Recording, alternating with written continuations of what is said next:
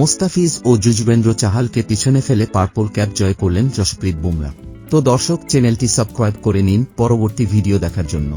আর purple জয় করেই cap মাথায় পরেই উপস্থাপকের জবাবে বললেন যশপ্রীত বুমরা। আইপিএল এ 25তম ম্যাচে রয়্যাল চ্যালেঞ্জার্স বেঙ্গালুরুর বিপক্ষে খেলতে নামে মুম্বাই ইন্ডিয়ান্স। আর এ ম্যাচে দুর্দান্ত জয় তুলে নিয়েছে মুম্বাই ইন্ডিয়ান্স। এ ম্যাচে রয়্যাল চ্যালেঞ্জার্স বেঙ্গালুরু আগে ব্যাট করে 196 রান করেছিল।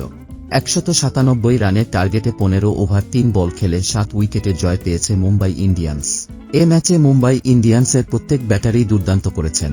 তবে বোলিং ইনিংসে যশপ্রীত বুমরা ছিলেন অসাধারণ। 4 ওভার বল করে মাত্র 21 রান দিয়ে তুলে নেন 5টি উইকেট। আর 5 উইকেট তুলে নেওয়ার সুবাদে যশপ্রীত বুমরা সর্বোচ্চ উইকেট শিকারীর তালিকার 11 উইকেট নিয়ে প্রথম স্থানে উঠেছেন। তবে দ্বিতীয় স্থানে থাকা মোস্তাফিজুর রহমানকে তৃতীয় স্থানে পাঠিয়ে দিয়েছেন যশপ্রীত বুমরা।